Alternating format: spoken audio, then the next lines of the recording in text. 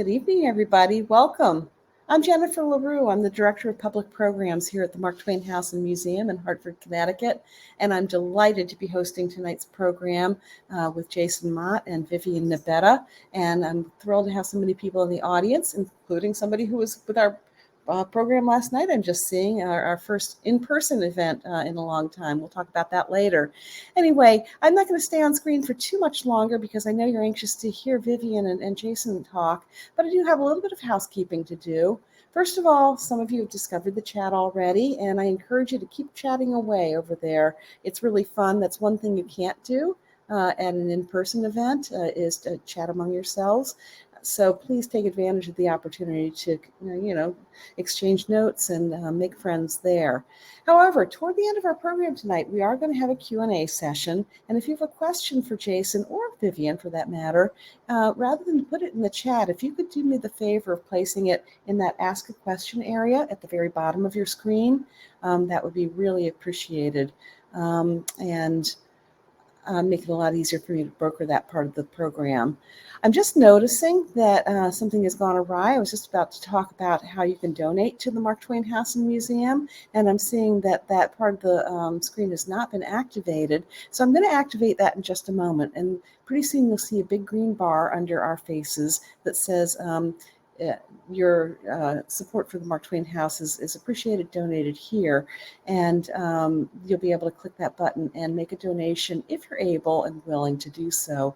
And I just want to let you know that any donation you are able to make, be it $5, $50, anywhere in between or beyond, we very deeply appreciate and we put to very, very good use. So thank you in advance for that. I also want to call your attention to the first item in the chat, which is a link to your opportunity to purchase a copy of tonight's book. Hell of a book. You get a signed copy, which you don't get if you were to order this elsewhere. And you know that if you purchase this through the that link, your purchase benefits the Mark Twain House and Museum. And you know what? This book yesterday made the short list for the National Book Award, and we are so excited to be hosting Jason tonight just after that event. We were excited anyway, but now we're double excited. So please take advantage of that opportunity. And let me introduce our guests after I thank our sponsors. Tonight's program is sponsored by the Wish You Well Foundation and by Connecticut Public, WNPR. And it's produced in part with support honoring the legacy of Frank Lord, who was a longtime, very dear trustee who passed away a little bit ago. So thank you for that support. So Vivian Nabeta is a good friend of the Mark Twain House and Museum. She's long worked in the Hartford arts and culture community, including stints at Hartford Stage, the Amistad Center for Arts and Culture, and the Harriet Beecher Stowe Center. She now serves as the Director of Marketing and Public Relations at Capital Community College in Hartford, Connecticut. Vivian's going to be talking with our guest tonight, the author Jason Mott, who's published 3 previous novels, the first of which, The Returned, was a New York Times bestseller and was turned into a TV series that ran for 2 seasons. He has a BFA in fiction and an MFA in poetry, both from the University of North Carolina at Wilmington. His poetry and fiction have appeared in various literary journals, and his new novel, as I just said, Hell of a Book, was just shortlisted for the National Book Award. So everyone, please join me in welcoming Jason Mott and Vivian Nabeta. It's going to take me just a second to get them both up here. Welcome, Jason. Hello, hello. And let's get Vivian up here. Oh, I can't get Vivian's. There we go. Hi, Vivian. Welcome. Hello. So, Vivian, will you let me know when it's time for me to come back up and help with the questions and answers at the end? Absolutely, I will. Absolutely. Thank you. Then I'm going to sit back and enjoy with everybody else. Have fun. Thanks. Thank you. See you soon. I just want to start off by saying I'm very excited to be chatting with you.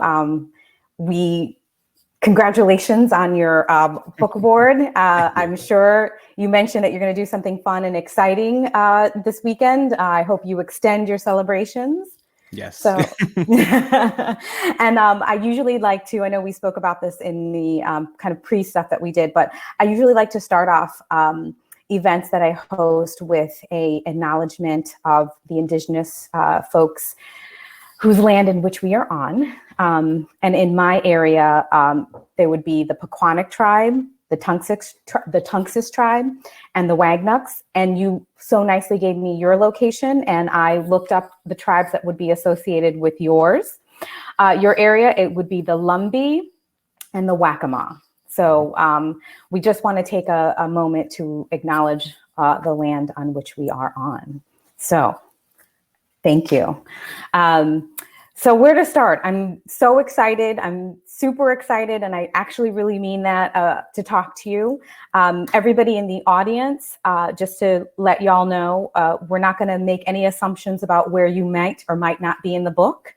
You may not have the book yet. If not, here's your nice plug. As you can see, I've got a lot of little tabs here. That's a lot of notes. Listen, I don't play when I read the book. We're going to try to not spoil things for you, but a few things may get out here and there, but that's okay. You're still going to love the book anyway. Don't worry about it. So it was a hell of a book. Sorry, I figured I should start I should start off the way the actual book started. It was a hell of a book. The hotel, it starts off at, the official, I think for me, the official book starts off at a hotel. Yes. And something interesting happens to the author.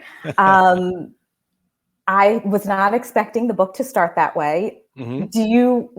I'm not going to ask you if that's the real portion of the book, but do you want to say anything about how it opened, as much as you feel comfortable in terms of not spoiling? But it's an interesting opening, y'all. No, I think we can, I don't think talking about the opening is spoiling it. It's only it's the first 10 pages. I think that's not really spoiling. That's true. Okay. Anything, so to speak. So the book opens with an author who is running through a hallway in Denver at 3 a.m. and he's completely naked and he's being chased by an angry husband. So that's a very subtle, soft start to a novel, as you can tell. Yeah, it was very quiet, very quiet. That really stuck with me. But I think, and I'd love to hear more about your thoughts. I think I took it as I read the book because of the author's condition, mm-hmm. and because the lines between reality and imagination are blurred.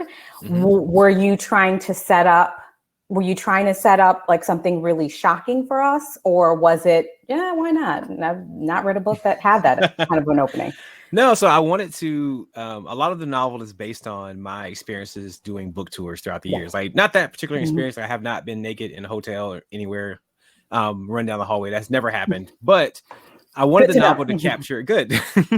I've been asked that question multiple times, and I have to answer, no, I have not. That's not happened. But the thing that I wanted to capture with that scene in particular was the whole book wants to work the way impressionist paintings work. They don't really necessarily focus on reality and exactitude. They're more about the overall feeling.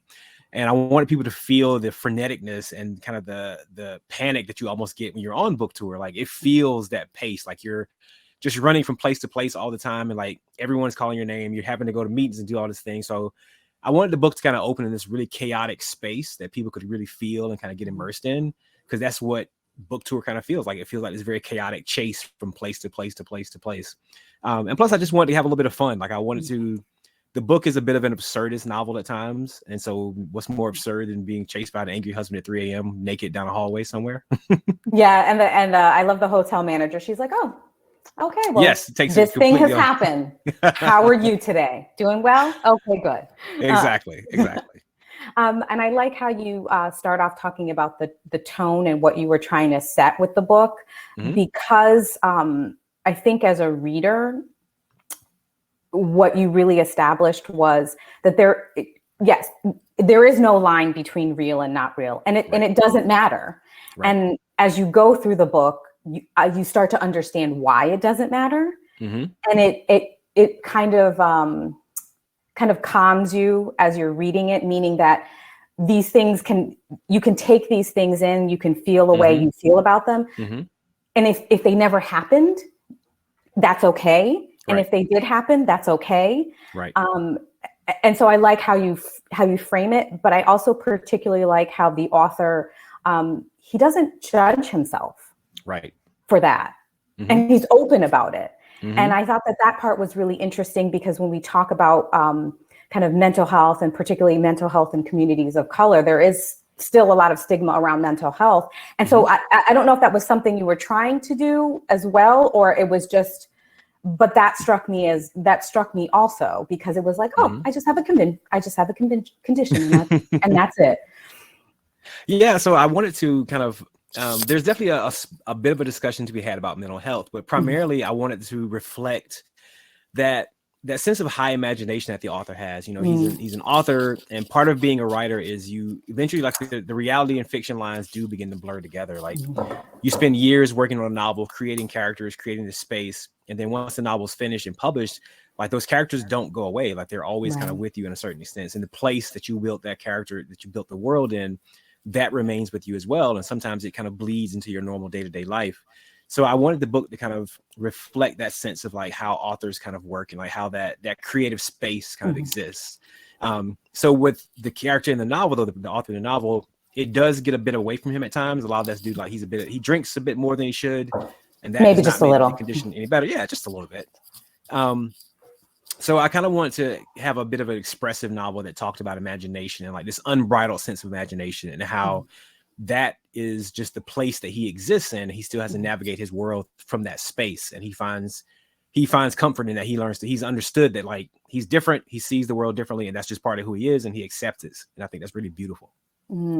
Yeah, and it's great that you talk about acceptance, and because I think that's not a spoiler, y'all, but I think when we get towards the end of the book, that theme, that acceptance, he accepts himself for his condition, but then towards the end of the book, he's starting to learn to accept himself, who he is as a person. Yeah, I think he's trying to. There's still some, some readers have debated how much he's actually able to do that, but that's definitely part of the goal. Like, the novel is about acceptance, and about how we view ourselves and how others view us, and how there's a dissonance oftentimes between those two things, and how each one of us has to find the way to navigate that and find the space for ourselves to live in that, and kind of move through that, and to feel good about who we are. And sometimes it works, sometimes it doesn't work. And the author is struggling with that. The author is trying to find who he is in the midst of all the chaos of his life. Yeah, which aren't we all? And I think also having said it in the way you said it, and having the author have this condition, have him be on this journey where he is practicing behaviors that are probably a bit much, right? And how you probably a bit much, and how he starts and how he kind of ends. It's a beautiful moment, and I'm trying to use my words so I don't spoil it too much for other people. Right. But I think it's interesting when we talk about the parts where he's literally on the book tour. What was very interesting to me, and I'd love to hear your thoughts on it as an author, is that when he's talking to the publisher, he's talking to the PR person, and he's talking to Sharon, and they're like, okay, well, don't be Black. Right. I mean, you can be Black, but just don't be Black. Right. Writing about Black things. And I know that there's a mix of real life and imagination within this book. Is that something you do feel comfortable kind of talking about as a Black author? And because that changes towards the end of the book. Sure. Yeah, I can definitely talk about that. So yeah, the book has a fair amount of autobiographical tones. Like, there's a very thin line between myself and the author in the novel. It's, people that know me in particular have, are very much aware of that. And a lot of readers are very much aware of that as well. So there's a moment in the novel where the author is speaking to this media trainer in New York. And this is still pretty early, so I'm not spoiling anything major if anybody's worried, so don't worry too much. But the crux of the conversation is the media trainer is explaining to the author, who happens to be a Black author, that he can write about anything, but just don't write about race. And there's this whole discussion about the reason behind that and why it's not a good thing. And that is kind of pulled from my life. It's a bit exaggerated in the novel, as many things are in the novel. But I've definitely been in the strange position where when you're a minority author of, whatever color, race, gender, like, you become this ambassador for your peoples. And oftentimes, whether you want to or not, if you're the Black author, you're always on the Black author panels, and, it just becomes a part of who you are. It's rare, and it's very difficult to just be an author and just have a voice told. And so the challenge that the author in the novel is having is that he's teetering between those two spaces where he wants to just be known for his voice and who he is, and yet at the same time he's watching the world kind of metaphorically burn around him, and he does feel the need to say something, to kind of speak for, to be that ambassador, to kind of say something about the situation of Black people in America and minorities in America in general. So that scene kind of brings to light that reality of, when you're a minority author, you're often given one lane to exist in. And even when, if you try to get outside that lane, it's a very, very rough place to be. And like, the two is just, there's a lot of distance there that you have to kind of navigate. It's a very, very strange process.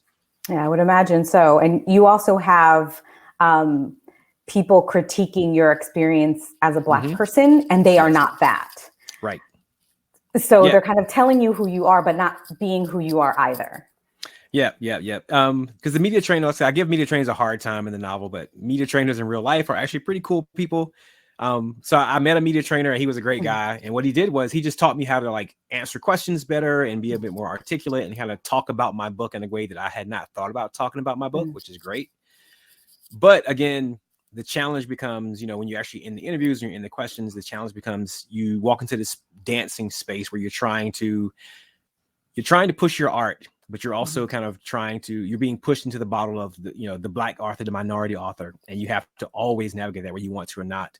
And that becomes a bit oppressive, and it starts to just crush your artistic voice at times. It starts to kind of crush your imagination. There's a lot of discussion in the novel about the hindrance that it puts upon people when you inhibit their ability to express themselves creatively. That's a lot of what the novel wants to talk about. Yeah, no, and you got a sense of that, because definitely as the book tour progresses, as the story progresses, you really see what kind of a toll it can take on a person. And I think a lot of folks, if you're not in a job that requires you to be on, right, and on top of that, travel, yes, it is, you can't understand how disorienting that is. You hear musicians talk about it when they go on tour, and and you really did a great job of encapsulating that. And then obviously juxtaposed with that, oh my God, it was so hard. So I'm trying to come up with the best way to start, because there were just so many beautiful moments with Soot and the kid, and that school bus. I'm just going to go ahead and say it because it's one of the things that stuck out. That school bus scene, when I tell you, I almost closed the book because I was just ready to cry. And the way it not just encapsulated his experience as a young person, and a particularly dark man with color, dealing with colorism, but it also, it takes you back to your moment, because I was thinking about times when I was on the bus, and when you're young, it's horrifying. So, and being in that moment with him, and oh my God, I just was ready to, I just broke my heart. And I don't want to make you go too far into that conversation, but when you're thinking about your characters, and when you're thinking about how you're going to approach the book, because it's linear, but it's not, it's real and it's not. And so when you're thinking about a scene like that, when you're thinking about a moment that is so traumatic to this young man, well, and he's a boy, really, he's just in 7th or 8th grade. How do you go about that? So so for those who haven't gotten there in the novel, there's a scene of bullying that occurs pretty early on in the novel. This kid named Soot is on the bus, and he's rather dark skinned, and a lot of the other kids on the bus are just to say, give him a hard time. That's a very soft way to put it. And so as for writing those scenes, I mean, at its core, that scene is it's a bullying scene, and we've all been bullied at some point in life. I would almost bet, like, everyone has. You've either been the victim of bullying, or you've seen it. You've been around it and like afraid to say something. But like, so that scene began with just me remembering a lot of scenes from my childhood, the things that happened to me, things that happened to other kids, and just trying to encapsulate that and bottle that. Like, that was definitely one of the harder scenes in the novel to write, just because it was so emotionally raw, and it was such a visceral kind of gut punch of a scene to kind of work within. And yet at the same time, it was a scene that needed to exist, because again, these are things that actually happened in the novel. As much as the novel deals with the fantastic and the imaginative, it also wants to have a discussion about very real, gritty things and the impact that it has. Like, the kid in the novel, Soot, is dramatically impacted and affected by this bullying moment, which I think a lot of us are in life. And so that's where a lot of that kind of comes from. Yeah. And I think just in that scene, it really touched on a lot of things that you see throughout the book. Right. So he is called Soot because he is very dark. Mm-hmm. And the colorism and the fact that the person who is also making fun of him is a Black person, but he is a lighter skinned Black person. Mm-hmm. So you get into colorism. Then you get into the way that you talk about, he knows it's coming because he's so used to being bullied every day that he knows it's coming. And so he's like, okay, this kid's getting on the bus. It's about to happen. And it just, because it brings you back, one, as a reader, at least for me, it brings me back to those times where I felt that way. Sometimes still that way as an adult, but but then it also kind of sets up, because you go back to the very beginning of the book, before the hotel, y'all, where his parents are trying to teach him to be invisible, and because as a safety measure. And I think for me, what I thought about as a person who is, when you're a marginalized person, how you shrink yourself, how you want to disappear. Right. And it felt like that was the start of that in his life outside of his parents, because his parents were his safety bubble. And then once he got outside of that, then it was the real world. And I don't know if that's how you intended or just, but that struck me very much so. Yeah, no, that was the exact intention. So in the beginning of the novel, there's a moment where his parents are trying to teach him to disappear. It's a bit of a game that he and his parents play.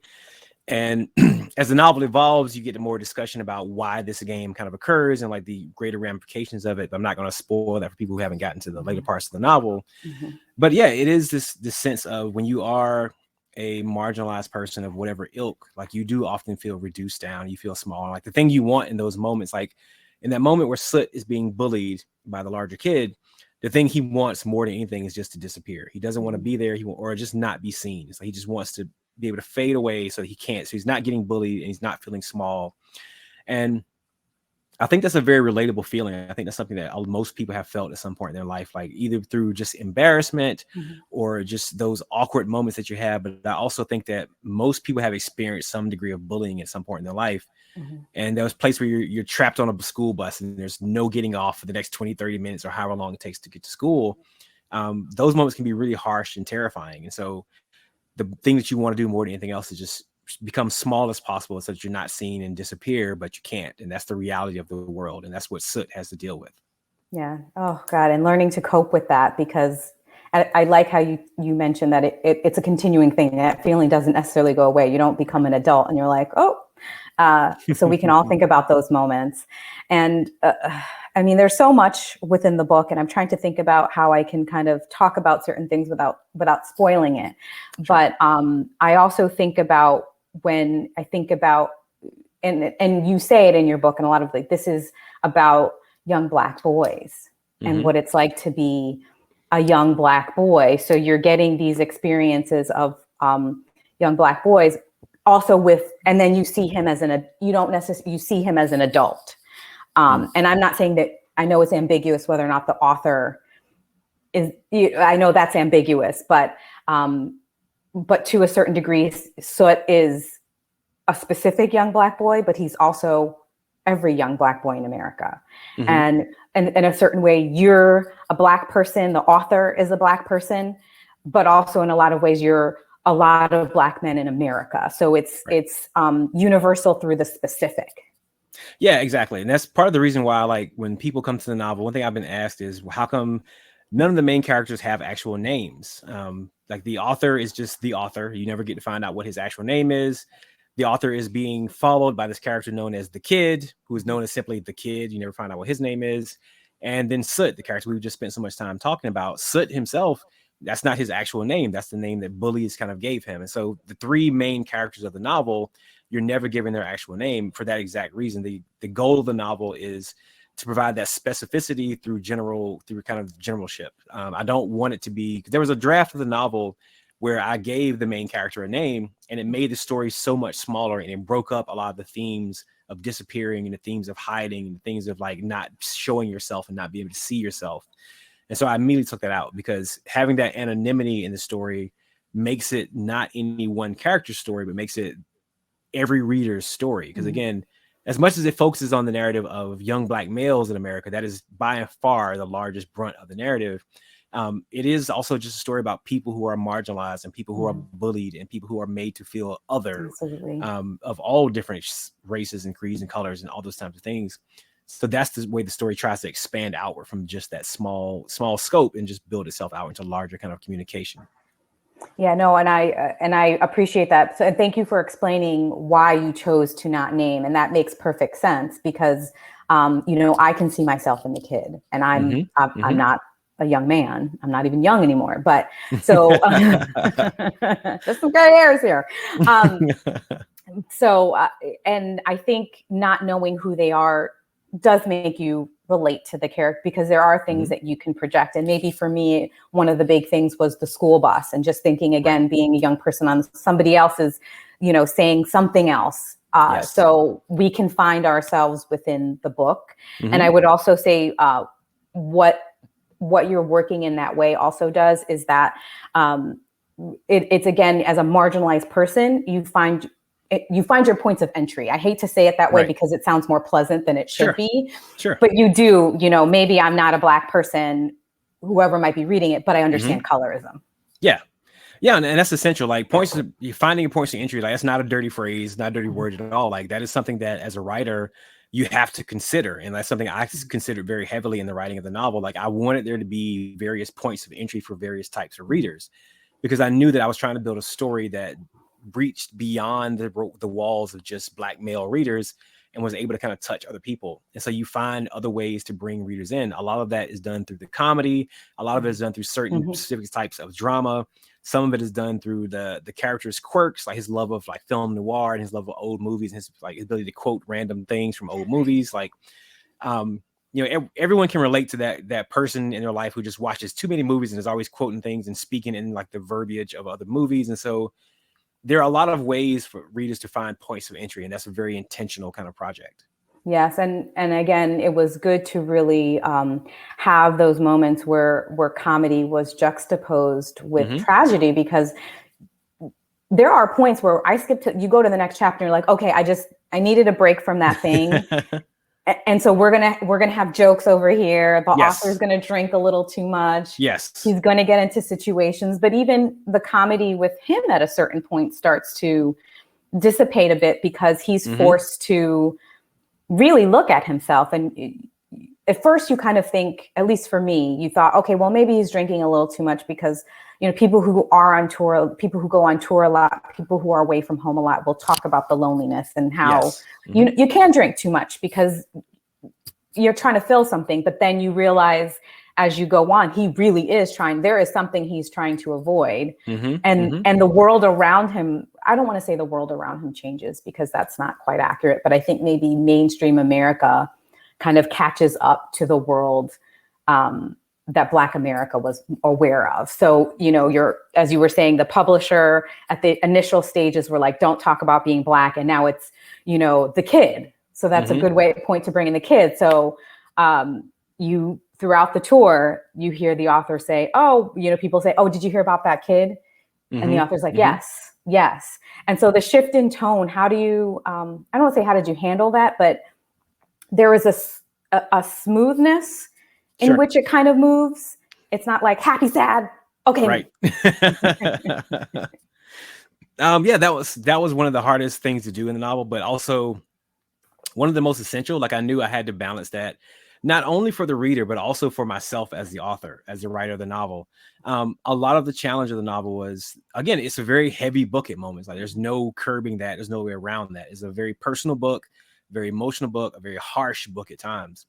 And so working on the novel, I spent a lot of time, obviously, like thinking about the reality of being Black in America, reading through a lot of articles, police shootings. Like I wrote the novel around the time of like Freddie Gray, the Baltimore riots, all the things that have happened in the leading up to 2020, and beyond and before and all those kinds of things. And so there were moments when it got too big. There were moments when I got overwhelmed as a person, not as a character or not as a writer, but just as a person. And I needed to vent. I needed to laugh. And so that's where the comedy came from. So I was like, the comedy became a great release for me as an author to kind of come up for air and breathe and like catch my breath and then go back into the heavy moments. And it's the same thing for the reader, hopefully, that they'll kind of have those feelings.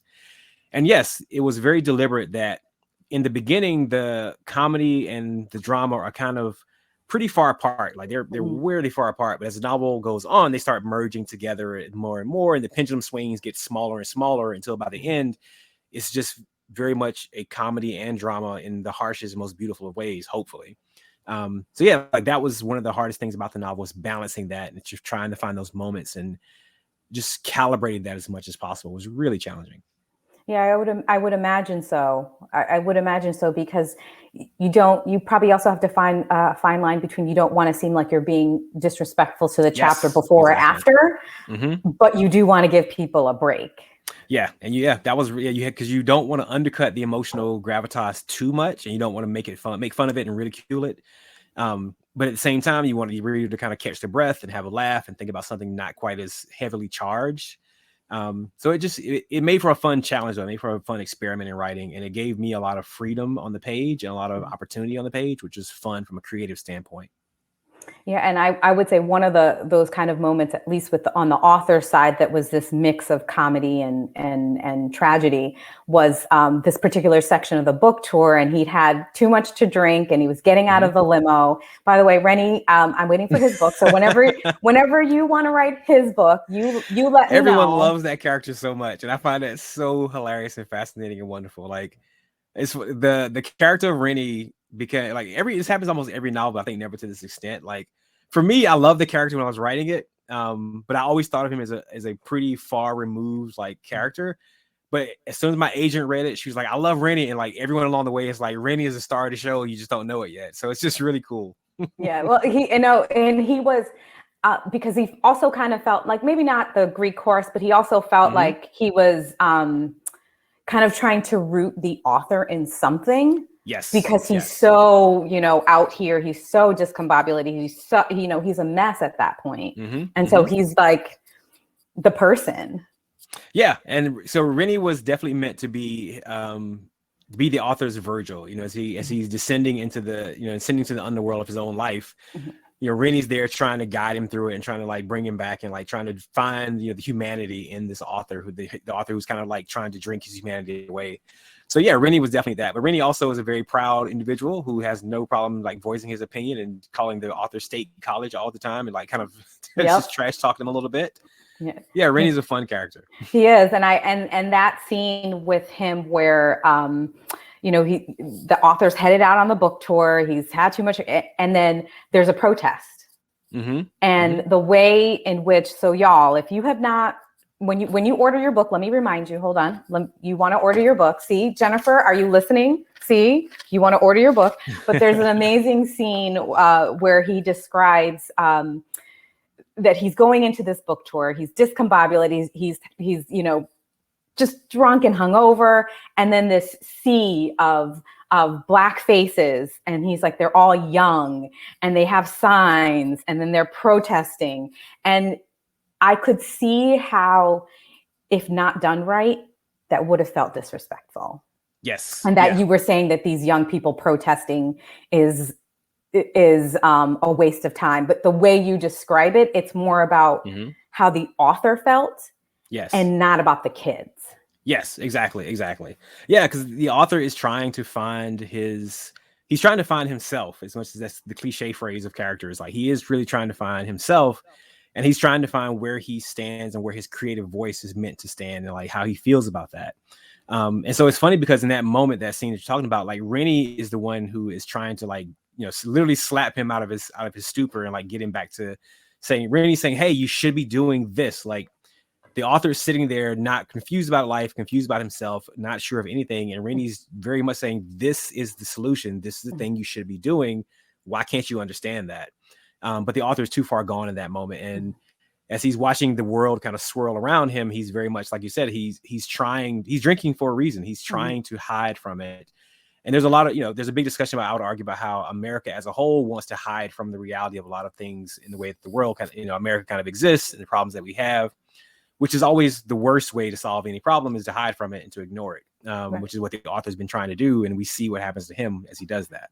Yes. For those of you who might be Solange fans, Cranes in the Sky. That's the music that I kind of made. That was like the musical version of kind of like that character for me. So someone else is going to get that in the comments. Go ahead. But I think the other thing too was I don't want to say it was a hero's journey, because that's with the author. I'm not sure if that's necessarily the best term to use, but it certainly was a journey to self-acceptance. Sure. And it was through, and in some ways it would kind of, when they talk about therapy and kind of healing, you go back to your childhood and you kind of go to the wounds of childhood. And whether it's he is the kid, whether he's Soot, those experiences are in the author. Right. So these kids take him on a journey to kind of will learn to love himself. But I think that's also why it's hard for him to be around the kids specifically sometimes, because it's a reflection of who he is. Yes. Yeah. There's definitely some of that. Like the kid reminds him too much of himself, and he's been trying to get away from himself for a very long time. That's where a lot of the drinking comes from. A lot of the bad behavior he does in general is if you're so busy living a chaotic life, you have no time to stop and be introspective and actually fix yourself and see the things that need to be fixed. And so when he's encountering the kid in these moments, the kid is there kind of reminding him that there's a problem that we need to kind of focus on and talk about, even though the kid doesn't put it in those terms, but like that's what the kid comes to represent for the author. And that's part of why he works so hard to try to stay away from the kid and try to avoid him and try to brush him off. But eventually, there's a reckoning that kind of has to happen. I think which is what has to happen for all people at some point in their lives. Yes, absolutely. And then when he has to, and I'm a pseudo spoilerish, but the author has to, this is, unfortunately, there's more of these young men being killed. And particularly, there's a person in particular who reaches out to the author, and it forces him to have to go somewhere and do something that he clearly doesn't want to do. That is also the cause of why he's drinking too much. Right. And so all these things that he's been running from, this journey kind of forces him to face things.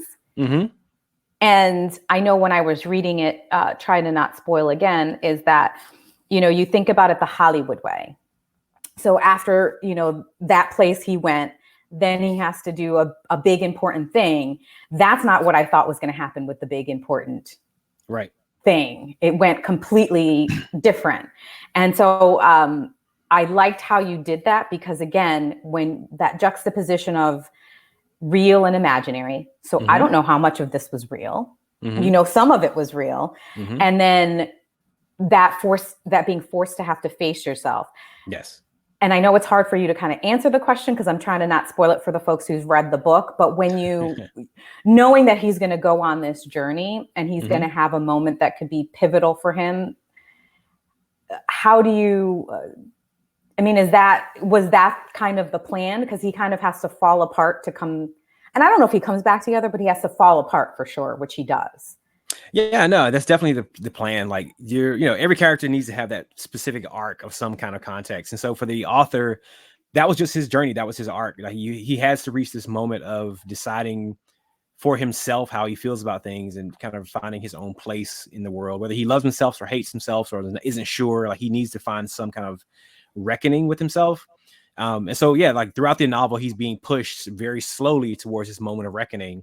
And then, it begins really almost immediately, like in that there's that hotel scene in the beginning, but like even there, the reckoning begins there. And as you follow through and like you start reading more of the novel and like picking up on the fine threads, like it's all been inevitably leading to this moment where he has to kind of sit down with himself and really figure out what he wants to say and what he wants to do with his life and how he wants to try to face these issues that are affecting not only him and not only young Black boys, but also America as a whole. And that's what the novel really wants to kind of create for readers, is this sense that like none of us, and myself included in this conversation, like none of us can kind of sit back and pretend the house isn't on fire. Like we've got to start putting the fire out at some point and like face it and do something with it.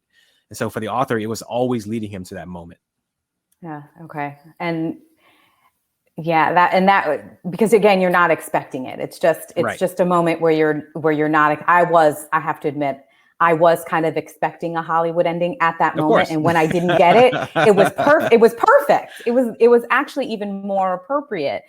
And I know at some point in the book, there's a line, I can't remember it exactly, but it says something to the effect of, this is supposed to be, this is a love story. Mm-hmm. And then you're like, it's not a love story. And then it's like, yes, it is a love story. Mm-hmm. And for me, kind of reading it, it's not a traditional love story, person A meets person B and they fall in love and walk into the sunset. Right.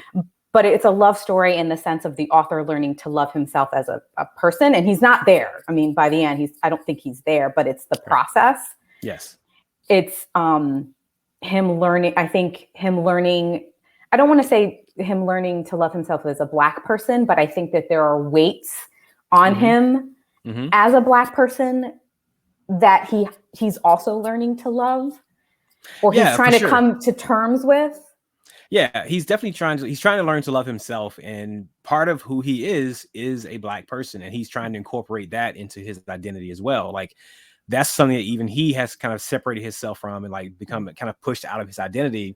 And so the story is kind of you got this character who needs to he needs to become a whole person. He needs to incorporate all of who he is into one being and really learn to be okay with that and really learn to accept himself in his entirety, which is probably the hardest thing any of us can ever do, is really accept ourselves in our entirety with our flaws and our problems and all the, the positive traits we have as well. But that's a really difficult thing to do.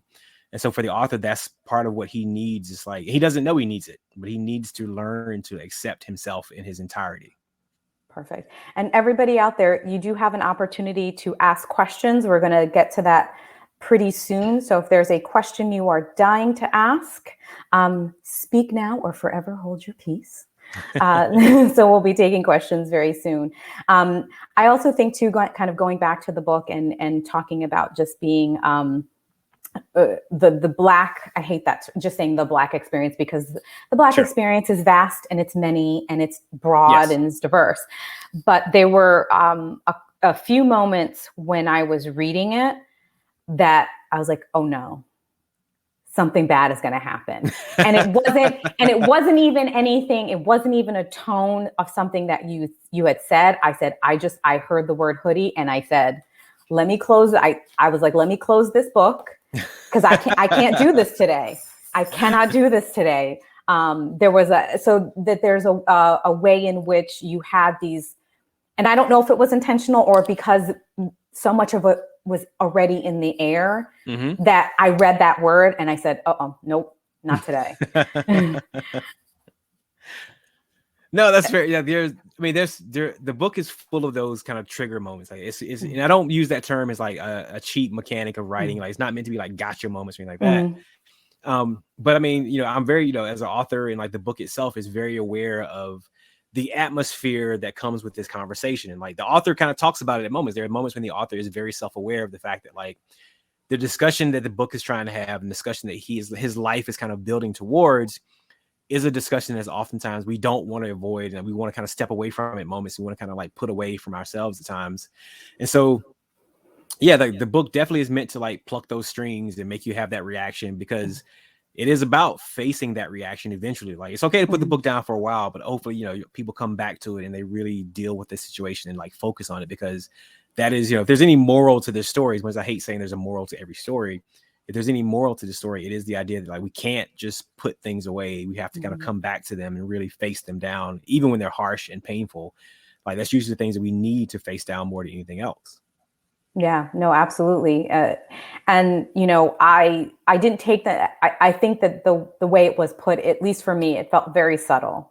It felt like, if you know enough about what's happening in America, you're going to know that moment. Yeah. And if you don't, it's not a value judgment on who you are as a person, but it's enough that it's in the air that I heard this. Okay, this is what's happening.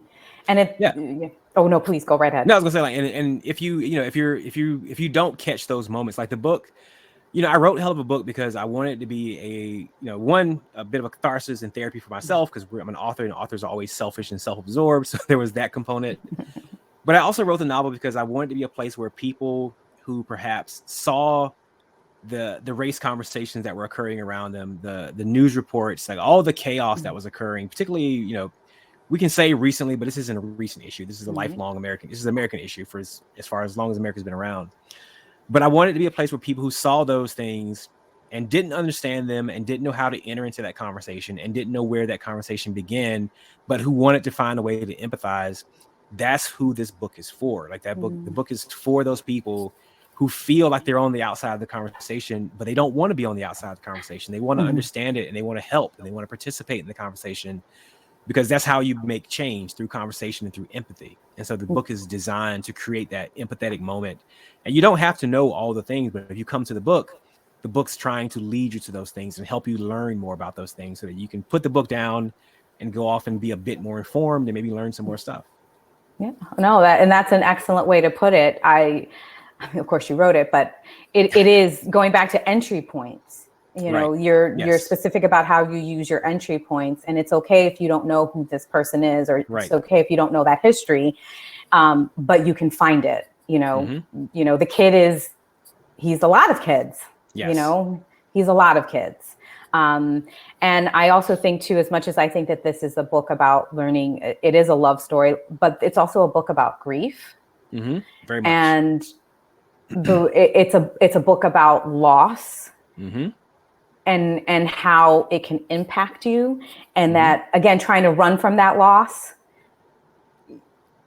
you end up with Rennie holding you up in a limousine right before a protest. It's exactly right. It's exactly where you end up. Which, not the greatest, but and it's loss of family, but it's also loss of innocence. And I think about, going back to what you were talking about, unseen, be small, be unseen, and how Soot was taught to be unseen. And that's what he wanted to be. But ultimately, that doesn't help you either. Right. Exactly. Yeah. Hiding, unfortunately, doesn't help you and doesn't make you safe. If it is, there's a temporary safety that you eventually will come for you, the way it kind of came for the author in the novel. And he had to stop hiding and kind of stand in the light and speak for himself. Right. And you can be small, but all it also takes is a moment. Maybe you were somewhere you're not usually, leaving 2 minutes earlier, 2 minutes later. Yes. And so there's never, the underlying thing is, like, there's never safety. Safety is an illusion that we create for ourselves. Right. Exactly. And when it plays out, because again, I'm not trying to spoil it for the readers, when this moment plays out and it's going to happen, and it was just like collective sigh, because you don't know what to say at that point. Yeah, and that's a good reaction. I think that's a good reaction. Like, not knowing what to say at that moment is totally fine. But I think hopefully readers will ponder that moment and then find the words and find the actions, more importantly, to kind of help those moments from happening again. Yes. And I think that, to your point about feeling like you can't do, everybody has to do something and people don't know what to do. Right. The author becomes us in a lot of ways, because he realizes, I think a lot of us feel like if we don't have $1 million, if we can't donate a wing to something, we can't do much. But he's like, we can do something. Right. Exactly. We can all do something. And that's the thing. We can always do something, and it's oftentimes can be inconvenient. Sometimes it's very convenient, but oftentimes it's inconvenient. But it's not changing your entire life. It's not picking up, moving, and going. You don't have to restructure your entire life to affect change. It can be very small things that add up in very big ways. Absolutely, and you can affect change with just one person. I know that's really corny, but no, it's true. It's but one true. person. It's absolutely true. And I think we probably should get to the Jennifer. I could talk to him forever, but I'm sure people have questions, so I should actually allow people to ask questions. So, well, I could listen forever. So, golly day.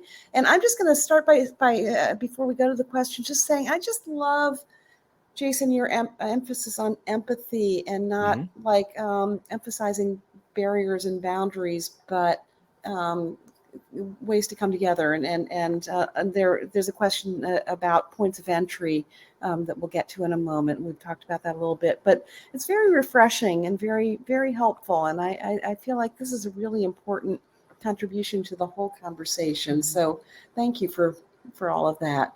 Cool, thank you. So I'm going to skip to the question about points of entry. There are a couple of ones ahead of that. But Alan Golden says, given the current socioeconomic and political strife in this country, how important was it to you during the writing of this novel to have multiple and interracial points of entry to the book? And we've kind of talked about that a little bit, but can you just address that directly, please? No, that was one of the most important components of writing of the book, because you can't have a conversation with someone if they can't find their way in the door. And that's just, just a bare bones, fact of life.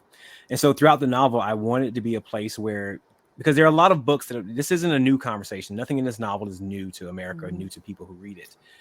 It's just an attempt to leave the door open for people who want to come in and find their way to the conversation, and maybe even on accident. Like, I wanted the novel to be such a comedic, strange ride at times that, instead of like you learn something, don't even know you learned something.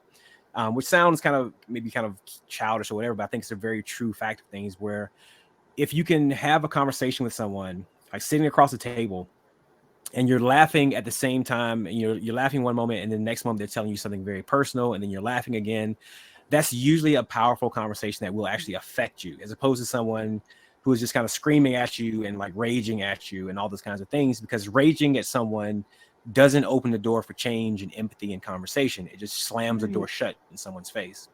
And so the goal of the novel is, it was very important to me that everyone could find some way into the novel, because then once you're inside the fun house, I can actually talk to you about things and actually have this conversation that needs to happen in so many different ways. So that was the reason for that. It was very essential. That is so powerful, and again, so refreshing. And thank you for that. So I hope I'm saying your name correctly. Lisa Cleveland says the author is not named and only referred to as the author. Can you discuss this type of anonymity as a literary device, and in particular why you chose it for this book? Yeah, sure. So I think I mentioned this a little bit earlier, and I can talk a little bit more about it. There was a point in the revision process when I was working on through the drafts where I actually did give the character a name. I can't even remember what the name was, because it didn't last very long. Like it lasted maybe a week and a half or 2 weeks in the process. Because I found that the novel, as it was developing, was trying to have a discussion about this inability to see how others see you and how you see yourself, and like the dissonance between the two. And there were all these themes about hiding from people and not being seen, and yet still trying to live a life of this unseen kind of existence. And so having the author remain unnamed allowed him to kind of work with those themes, because again, like, we don't get to see who he really is. We get these glimpses of him, and we think we get large parts of him, but there are still massive swaths of him that he's hiding from us. He's really, in the same way that Soot was trying to be invisible, the author is trying to be invisible from the reader at a lot of times. Like there are moments when the author very directly pushes away from the reader and sends them down kind of a rabbit hole that he doesn't want to go down, so he can avoid certain conversation topics. Like, that's a very deliberate thing that he does. So that was one of the reasons for the anonymity. And the other reason, kind of mentioned before, was it allowed the story to be not simply the author's story, but anyone's story who came to the story. It made it more universal. It made it kind of the every man, every woman kind of narrative, because it is a story, a tale that tries to speak to and speak for all those different types of people. Oh, good answer. Thank you. Thank you so much. So I'm going to jump in. Sometimes I invoke host privilege and ask a question of my own. And this one comes from, we always say that the Mark Twain House is a writer's home and a home for writers. And I'd really like to focus on writing. And I'd like to ask you just about your process. What is your writing routine? Do you research? Do you outline? Do you get up at 6 a.m. and write for 6 hours? Or I just am fascinated by that kind of thing. Can you talk about that a little bit, please? Sure, I'd be glad to. So I am an early bird writer. I get up at like 5 or 5:30 and try to go straight to the computer. One thing I found is writing early in the morning is the best time, because the rest of the world is still sleeping. So like no one's texting you about things, like no one's calling just yet. the chaos of the news day hasn't really started yet. So it's a very quiet time where I can just be focused on the writing. When I'm doing a new novel, I'll try to do 10 pages a day. That's kind of my quota for the day. If I get that in like 2 or 3 hours, then awesome. I got like a big portion of the day off. Other days, it may take me 10, 12 hours to get those 10 pages. It all varies on how the creative juices are flowing on that day. But I do try to write every single day when I can, just because, or at least 6 days a week. I try to do 6 days a week pretty consistently, because it is, keeping the muscles sharp, the writing muscles sharp is very important. And yeah, for novels, I do have an outlining process. It's a very elaborate kind of process, but before I officially start a novel, I do try to outline it, because the outline for me becomes the litmus test. If I cannot complete this outline, I probably don't have a novel.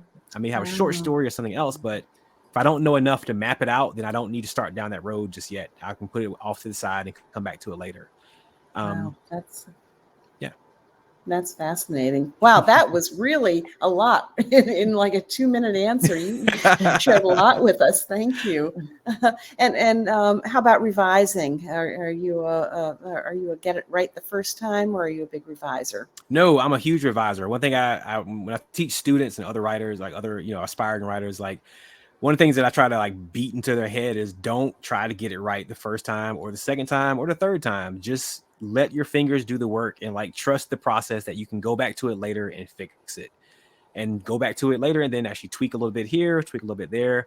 So I've got a very long, elaborate revision process that I kind of teach the students and whatnot. But because people that like, no one gets it right first, and readers and young writers often think that you do. There's like this mystique that says writers sit up late drinking and doing bad things, and then the muse comes in, a lightning bolt hits them, and they sit up there one morning and write everything perfectly and send it off to a publisher and sells for billions of dollars, and they just retire and do more drinking. And like it's a very romanticized version of what writing is, but the writer's life is actually a life of revising and of fine-tuning and of fixing your mistakes and recognizing your mistakes over and over and over again. And I think that our own Mark Twain is a good example of that too. He did a lot of revising. We have, a lot of manuscripts where he's just crossed out and revised. So it's a long-standing tradition, obviously. Kristen O'Sullivan says, did you have an audience in mind when you were writing this book? Of course, we want everyone to read it, but who would you choose as the human you most want to read and be impacted by these characters? So the irony of this question is, when I was writing it, I didn't think anyone would read it, because I felt like it was trying to do. I felt like it was attacking so many different audiences that no audience would actually come to it. I remember very vividly, I texted a friend of mine when I was like pretty late in revisions on this, like pretty close to being finished with it, and I was texting her about it. I said, no one's going to read this book because it doesn't. I can't decide who the book is actually for. I was like, I think the book is more for me than it is for anybody else. So I can't really decide who the book is for. And so the book was always hard to explain and hard to kind of talk about. So for me, I don't really know. Again, looking back on it now, I can always say that like a lot of the audience is people who are on the outside of this conversation about race in America, who want to come into the conversation. But the book is also about those people, Black Americans in particular, who are very deeply entrenched in the conversation and living with the consequences of the conversation, because there's a lot of specific moments in the novel that speak to Black Americans. And so that's why I say it's hard to nail down, even now, 3 months to 4 months out from the book being published, who the book is specifically for. That's the curse of the novel. I have no idea who it's for, but luckily people are finding it and enjoying it, I think. So that's good. Well, I was just going to say, maybe that's a good thing, because so many people, and clearly, being on the short list for the National Book Award says something about that, I have to say. Right? Yes, for sure. I call this book the Rocky Balboa of my novels, because every time it gets knocked down, it just comes up swinging. Awesome. There have been so many moments along this journey where like the book got rejected and like the book was down for the count, and it just comes up swinging. So it's the Rocky Balboa swinging in a big way. Right? Yes. And we all know what happened there. So that's right. So one more question, and this is from Sharon Ward, who's been an active participant, and it's a really good question. Do you have a vision yet for your next novel? Yes, I'm actually pretty deeply entrenched in the next novel right now. Awesome. Yeah. And I don't talk about new novels when they're still under construction because I always mess that up. Yeah. But yes, I'm working Jinxes on it. a new novel. Yeah. Yeah. Jinxes it. I don't know if it jinxes it, but it evolves. Like I've learned that my books evolve so much that like whatever I tell you now is going to change dramatically in the next 6 months or however long it takes me to finish it. But yeah, I'm pretty far along, and like right now I'm enjoying the novel, which is always a good sign. Like I'm having fun with the characters, and I'm having fun finding the characters and finding their story and their interactions. And usually when I'm enjoying my writing, that's a pretty good sign for the end result. Because if I have fun writing it, people usually have fun reading it. I think that's a pretty good rule of thumb. That's wonderful. Well, will you promise us that when it's published, you'll come to the Mark Twain House on your book tour, hopefully in person? Yes, that would sound wonderful. I would love to go on a book tour. That would be great. Thank you. I might be available when the book comes out. Just Giving you a hint there, Jennifer. Folks, if you had not been inclined to purchase this book before you listen to this conversation, I cannot imagine that you don't now want to purchase it. So the link is at the very top. I've been unable to copy and paste it down below, but please scroll back up and buy this book. You won't be sorry. Jason and Vivian, thank you so much for a wonderful conversation and so many thoughts to think. And I think our audience has really enjoyed it. And remember, everybody, that you can come back and watch this. This has been it will be recorded, so it's going to be on our website, marktwainhouse.org, and you can just follow the link that you used to register to watch it again anytime. And also, the chat remains live forever. So if you come back on, you can chat with folks again. Vivian, thank you. You did a great job. And Jason, so great to meet you and to have you now in our community of writers associated with the Mark Twain House. No, thank you so much for having me. This was wonderful. That's our honor. Thank you. Thank you. Good night, everybody. Bye, everybody. And fingers crossed for you. We're going to be rooting for you. Oh, yes. Thank you. Please, cross your fingers, all that good stuff. Thank you. We will. Okay. You can count on us. Thanks. Bye, everyone. Good night, everybody. Bye, everybody. Bye-bye. Oh, goodness. There we go. Well, Crowdcast, thank you.